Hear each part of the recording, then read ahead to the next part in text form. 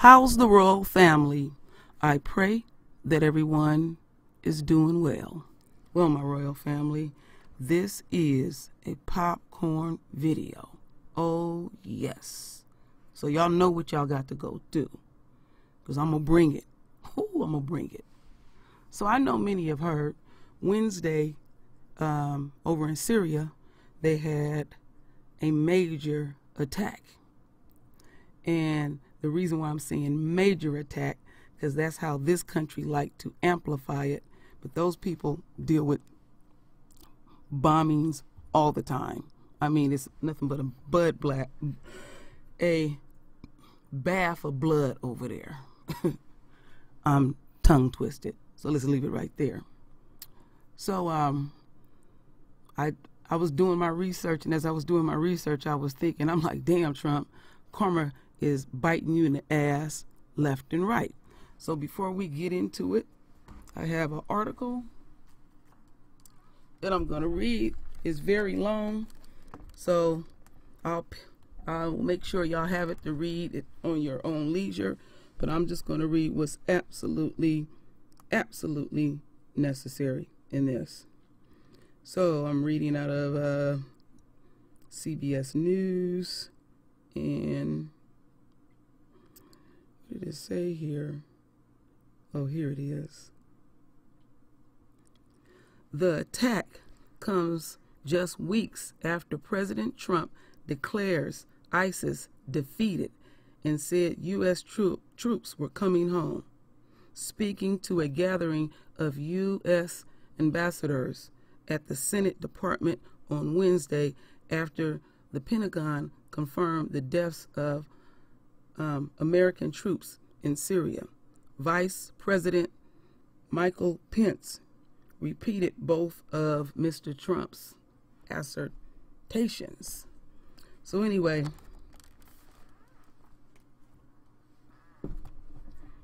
as we continue on, Trump, we already know that Trump is not good at making decisions. He's nothing more than a man-child. He's a complete idiot. He's a narcissist. We already know this. And so Trump was warned by General Mathis that you can't just pull the troops out like that. There's a way that you have to do things. See, in Trump's mind, if he snap his finger, everything's supposed to stop. When you're coming out of a war-torn country, you're even in more danger, because this is how this country does. They'll go over to other countries and leave these countries like this. They done bomb the fuck out of them. They done send their spies and everything, and everybody involved, their hands is dirty. Even these people over here too as well. They want to say that they are victims, and there always is victims, but I'm talking about their crooked ass government over there and the crooked ass government over here in America. So their hands ain't clean at all. They don't give a damn about people in general. So, a lot of people don't know the shit that America has left in other countries. This country really don't have any friends, and when there's a war and they want other countries to come and help them, the first thing that these countries say, run us some coins. So they have to buy their friends. This was way before Trump. So anyway, so he was warned. He was warned. And that general said, let me get the fuck up out of here. Oh, and here he is right here. Let me get the fuck up out of here, because he is a complete idiot. Now, Trump beat up all on him like he do everybody and said, well, he likes Hillary. Just so immature. So, as karma continued to catch him in the ass, let's listen to this video first, dated December 20th, 2018.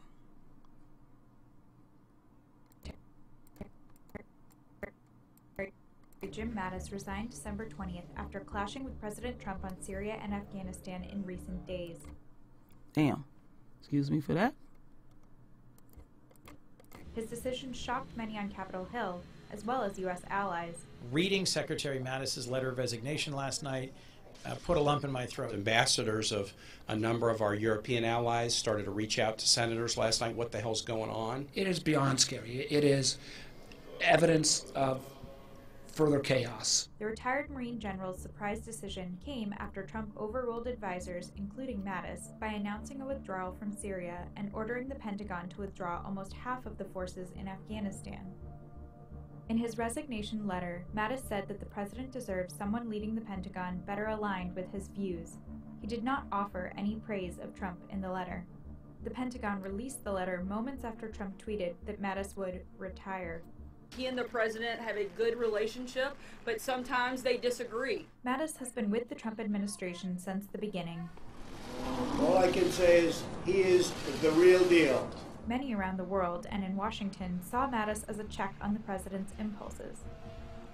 Mattis reassured European allies the United States would not pull out of NATO despite Trump's threats. The alliance remains a fundamental bedrock for the United States and for all the transatlantic community, bonded as we are together. He strove to end terrorism threats from the Middle East and prepare the U.S. military to be competitive with Russia and China. Our troops look to Secretary Mattis as a leader, and now he is going to be leaving them. Stories of friction between Mattis and the president came out in the months leading up to his resignation. In the fall, Trump saddled Mattis with deploying active duty troops to the U.S.-Mexico border, which Mattis didn't find particularly important. Trump passed over Mattis's recommendation for the next chairman of the Joint Chiefs of Staff. When it comes to defending America, it is not enough to merely have an American presence in space. We must have American dominance in space. Other points where they clashed included Trump's creation of a space force, broadsides against allies, and conciliatory gestures toward Russia and China. Mattis was also skeptical about negotiations with North Korea. Yes, I think he's sort of a Democrat, if you want to know the truth. But General Mattis is a good guy. We get along very well. He may leave. I mean, at some point, everybody leaves. All right, my royal family. The sound was low on that, but that was not on my end. So I had seen this. What am I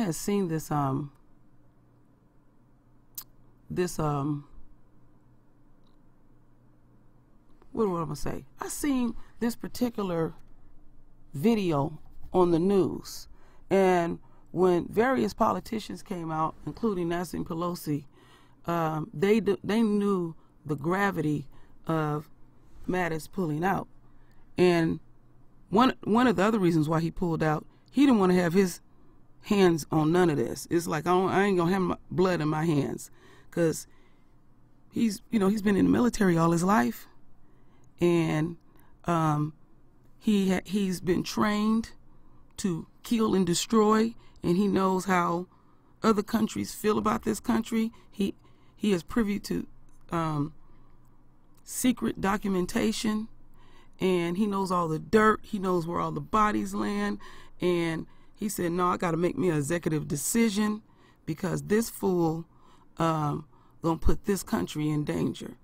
And I was talking to Lioness the other day, and I said, as the events go on, all these different things that's going on in America, I could possibly see the military, all branches of the military, overthrowing the government in America, because how unstable he is, because other countries is watching, and they know he a fool. They know he don't know shit. But see, Trump is special. He a special type of motherfucker.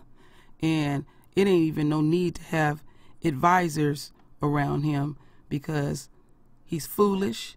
He already got it set in his mind how he gonna do stuff, and then he runs to Fox News, and he knows that, he pretty much can figure it out. I heard him say that. Yeah, I could just watch the news and you could figure out some things. Your motherfucking ass don't read. When I was reading some of Omarosa's book, she was saying they learned quickly when he got in office, because every morning they give him a briefing. And they also have meetings. He didn't want to attend no meetings. He didn't want to read the briefing, which is sensitive information, and it lets you know the issues that are security risks in this country and then overseas. But Trump said he is smart. He said, I'm smart. And he kept saying it over and over, and he always talking about his IQ. Now he only been in office for 2 years. And I mean, it's coming at him left and right. And he can't blame no one but himself, because he's stubborn, and he hard-headed, and he arrogant, and he's feeling as I speak. So let's listen to this next video. It's about a 5-minute video.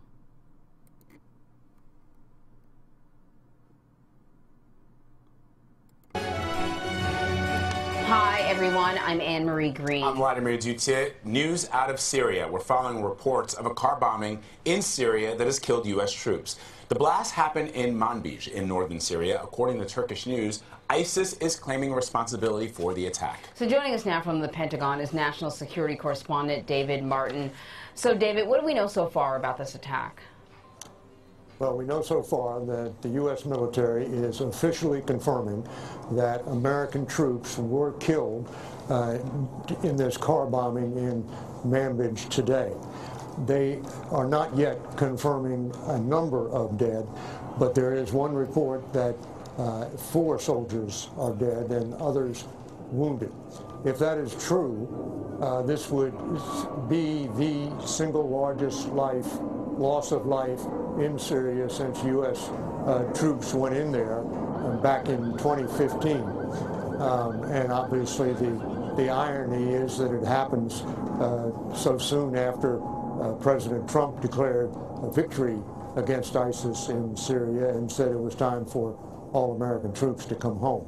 That's a very important point to make there, David.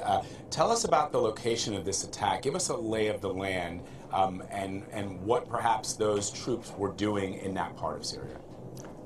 Well, Manbij was liberated from ISIS in 2016, and ever since then it's been the model for how you would go about establishing government and establishing security after you have liberated an area from ISIS. And part of that security included very visible American patrols. Sometimes they would patrol on their own, sometimes they would patrol with Turkish troops. In this case, there was a visiting delegation of European and American dignitaries, and they may well have been providing security for those dignitaries. But the goal for the U.S. has always been the lasting defeat of ISIS.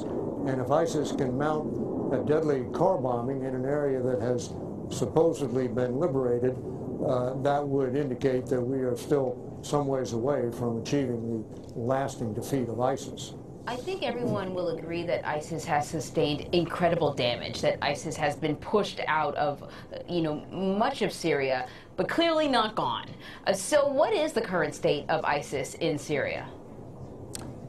The current state of ISIS in Syria is they are down to a few pockets of resistance, most of them very close to the border with Iraq along the Euphrates River Valley.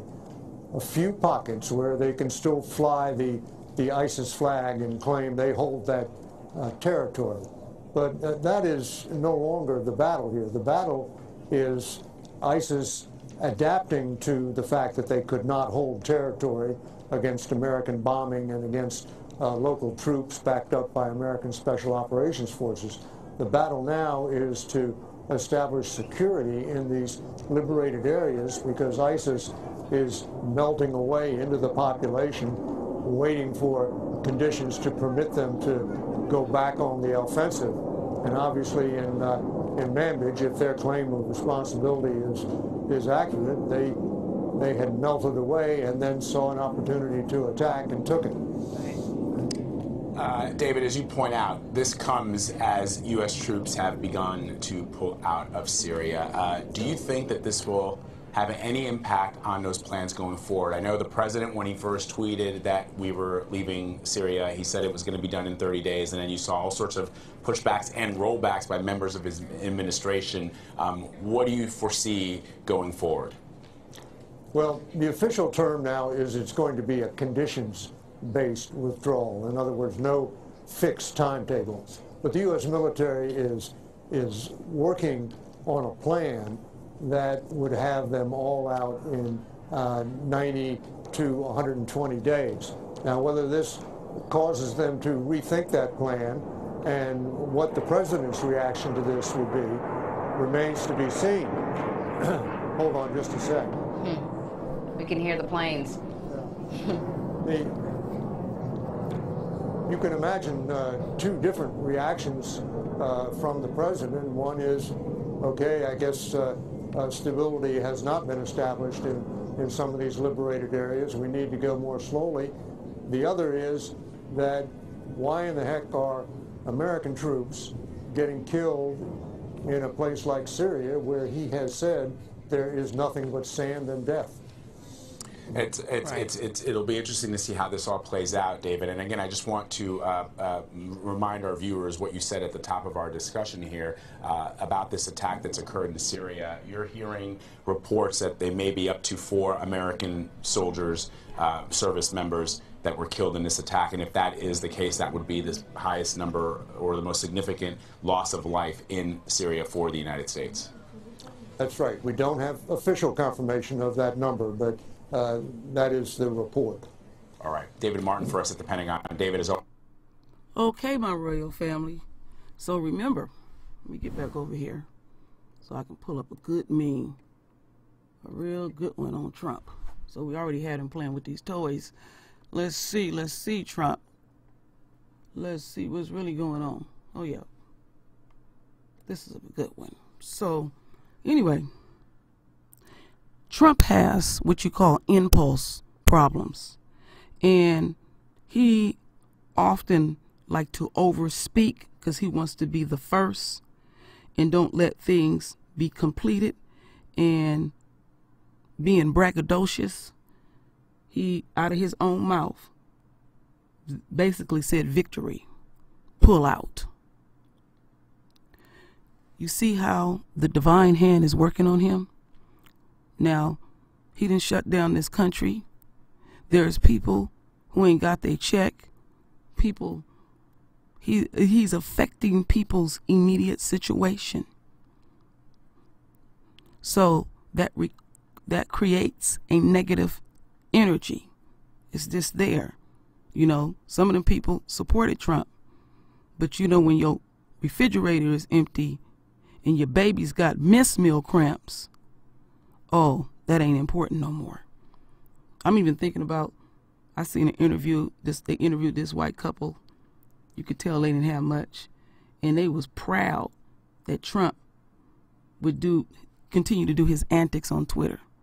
And it was like it's about time, like y'all being oppressed and you can't say what you really want to say. So that's all he got to do is be sarcastic, arrogant, and tell lies. And the country is unstable. I was thinking about that, kid you not, 2 days ago. I said, wow, this is unstable. And so these events have redirected energy because this needs to be addressed. I wouldn't be surprised if they deployed more troops over there because they got a problem. It's more than a notion after you done killed up folks, tear down their infrastructure, and then you think you just gonna walk. Oh, no, no, no, no, no, no, no. It don't work like that. You're gonna have to back out slowly. Back out slowly. Oh, they in danger over there. So you see how Trump put people in danger? And he claimed that he loved his troops. He claimed that. He don't give a damn what happens to them. But he gonna get that heat on his ass because his cronies know the gravity of the situation. Old phone calls is ringing off the hook. People are feeling some kind of way. So then the people that are over there now their families are concerned. So the energy has been redirected. That's why I always say, my royal family, look at everything with your spiritual eyes. Remember, the things that we continue to see is in biblical proportions. Can't make these things up. Our Father is not playing. And this fool gonna find out now how real shit gonna get. You know, you playing. You all happy to have a display of some fucking junk food. People worried about their media situation. People getting killed. All type of shit. Woo. When I seen that, I said, oh shit. Then I just started cracking up. I said, this motherfucker. Didn't that bite him in the ass so very swiftly? So you know, he's not gonna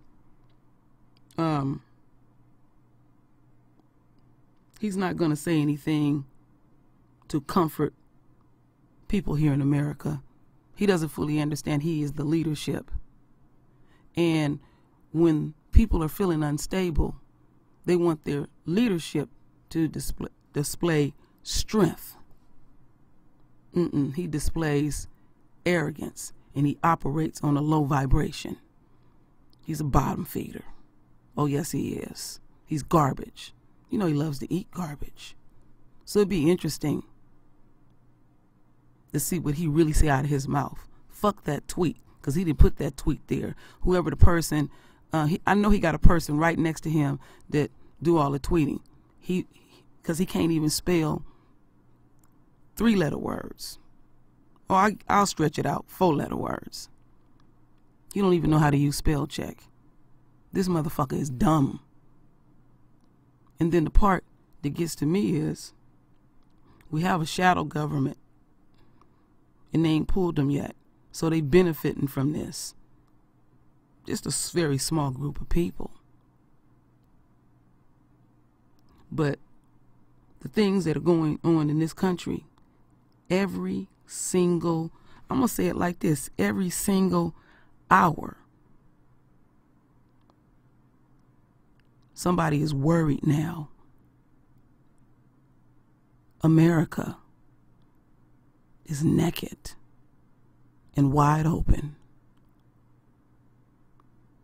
And see, our true enemies, my royal family, they always been comfortable. They always felt comfortable. Oh, we got our military.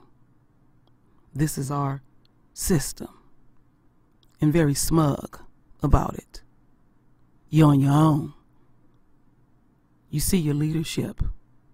They don't give a damn about you. So they asses feel what we feel, but we know how to live through it. Now y'all see why I said they should have fattened us up for the kill. We sharp and we lean and we watching. We better watch them, because they scared to death. They can feel that energy. I know y'all can feel it. It's a lot of things going on. It's a lot of things going on. And now they gonna put the heat on his ass even more. See, Trump likes chaos. But people always rescue him. It's time for him to grow up. Oh, yes, it is. Just keep watching him. Watch his antics. He gonna get broke down. He gonna feel the divine hand. Oh, he gonna have a hell of an experience. It's his turn. Don't forget. I always talk about the nature. And Trump then lost all his bargaining chips. Now it's time to balance the shit out.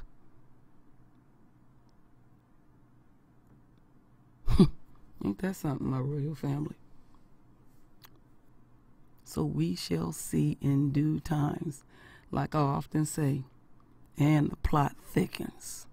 Oh boy, it's going to be more to come.